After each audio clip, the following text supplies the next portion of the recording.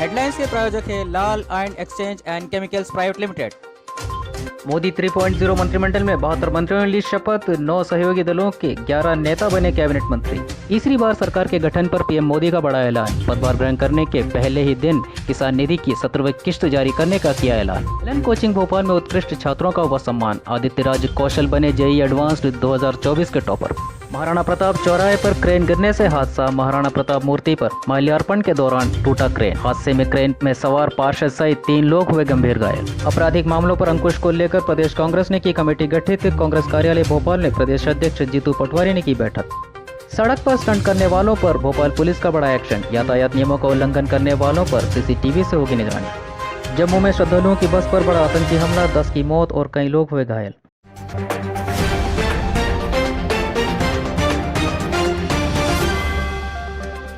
लोकसभा चुनाव में एनडीए गठबंधन की बदौलत मिली जीत और लंबे जद्दोजहद के बाद आखिरकार नरेंद्र मोदी ने रविवार को प्रधानमंत्री के रूप में तीसरी बार शपथ ग्रहण की है।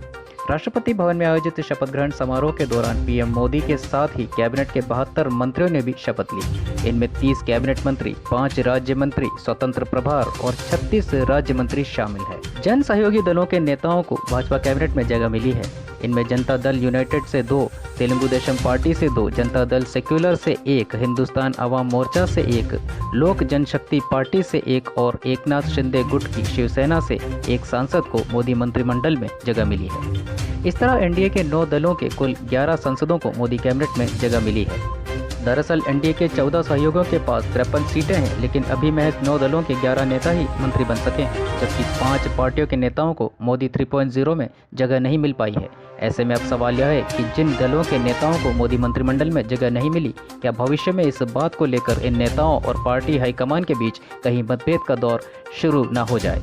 ब्यूरो रिपोर्ट, प्रदेश संवाद।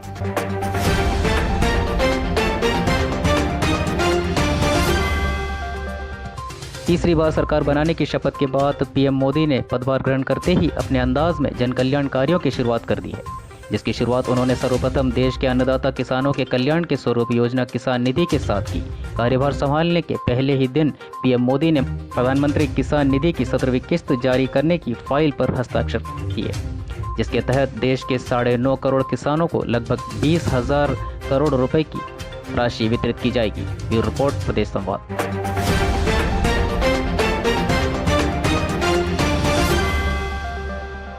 प्रतियोगी परीक्षाओं के प्रतिस्पर्धा के इस आधुनिक दौर में प्रतियोगी छात्रों के साथ कुछ संस्थानों ने निश्चित तौर पर देश व प्रदेश में अपनी एक अलग पहचान बनाई है। एजुकेशन सेगमेंट के वर्चस्व की इस दौड़ में अपने उत्कृष्ट प्रदर्शन के साथ एक बार फिर एलन कैरियर कोचिंग ने बाजी मारी है। बीते दिनों नीट परीक्षा में अव्वल स्थान प्राप्त करने के साथ दूसरी बार जेईई प्रतिस्पर्धा में अपने टॉप रैंक छात्रों की बदौलत संस्थान ने लगातार अपने स्वर्णिम सफलता को बरकरार रखा है। इसी श्रृंखला में भोपाल के छात्र आदित्य राज कौशल द्वारा जेईई 2024 परीक्षा में टॉप कर संस्थान के साथ शहर का मान बढ़ाया है। वहीं लगातार 3 वर्षों से नियमित छात्र रहे आदित्य राज ने जेईई एडवांस्ड परीक्षा 2024 में मूल्यांक 364 में से 264 अंक प्राप्त कर ऑल इंडिया रैंकिंग पोजीशन में 412 के साथ भोपाल में टॉप किया है।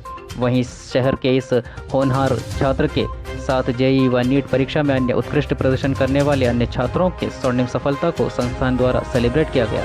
इस तारतम्य में राजधानी भोपाल स्थित एलन इंस्टीट्यूट में विशेष प्रेस वार्ता का आयोजन किया गया, जिसमें संस्थान के सेंटर हेड ऋषिकेश शर्मा ने आदित्य राज कौशल सहित छात्रों का सम्मान किया।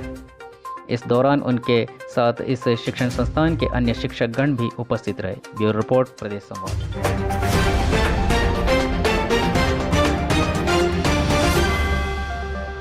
राजधानी के महाराणा प्रताप चौराहे पर नगर निगम की घोर लापरवाही देखने को मिली है, जिसमें महाराणा प्रताप की मूर्ति पर माल्यार्पण कार्यक्रम के दौरान एक क्रेन अचानक ताश के पत्तों के समान धराशायी हो जाता है, जिससे उस पर सवार इलाके के जनप्रतिनिधि सहित अन्य लोग गंभीर रूप से घायल हो जाते हैं। जो तस्वीर इस वक्त आपके सामने है वह 9 जून यानी रविवार की है, जब महाराणा प्रताप की जयंती के उपलक्ष्य में राजपूत समाज के नेतृत्व में भोपाल के महाराणा प्रताप चौराहे पर माल्यार्पण कार्यक्रम का आयोजन किया गया। इस दौरान क्रेन पर सवार कांग्रेस पार्षद सहित 2 अन्य जनप्रतिनिधि गंभीर रूप से घायल हुए।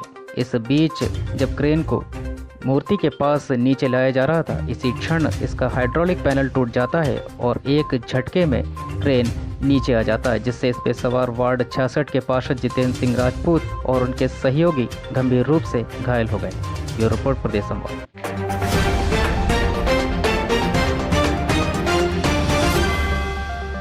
प्रदेश व शहर में लगातार बढ़ते अपराधों पर अंकुश लगाने को लेकर प्रदेश कांग्रेस ने विशेष कमेटी का गठन किया है, जिसके तहत राजधानी भोपाल के कांग्रेस कार्यालय में आपराधिक मामलों के लिए कमेटी बनाई गई है, जिसमें पहले ही दिन हुए बैठक को प्रदेश अध्यक्ष जीतू पटवारी ने संबोधित किया। इस दौरान पूर्व गृह मंत्री बाला बच्चन, विधायक फूल सिंह बरैया समेत कई कांग्रेस के वरिष्ठ नेता उपस्थित रहे। यह रिपोर्ट प्रदेश संवाद।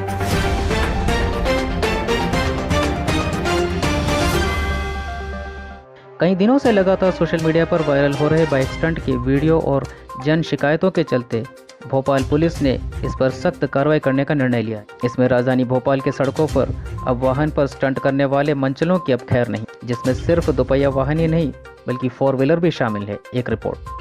महानगरों की तर्ज पर अब राजधानी भोपाल में भी सड़क पर स्टंट दिखाने वाले कलाबाजों पर ट्रैफिक पुलिस सख्ती के साथ कार्रवाई करेगी, जिसके लिए चौक चौराहों पर लगे सीसीटीवी कैमरे के जरिए अब इन मंचलों पर कंट्रोल रूम द्वारा निगरानी रखी जाएगी। और ई रिक्शा के ऊपर ये बताया जा रहा है, तो मैंने इसके वीडियो की जैसी जानकारी मिली हमने सभी अधिकारियों को बता दिया। इसको सर्च कर रहे हैं हम लोग, और निश्चित रूप से जो भी जिन लोगों ने भी ये प्रयास किया है और उन्हें उनके खिलाफ समुचित कार्रवाई की जाएगी। विगत दिवस जो कार पे जो इस तरीके का स्टंट करते वीडियो वायरल किया गया था, उस पर दूसरे दिन ही कार्रवाई कर दी गई थी। मेरी अपेक्षा है सभी से कि इस तरह के हरकत ना की जाए।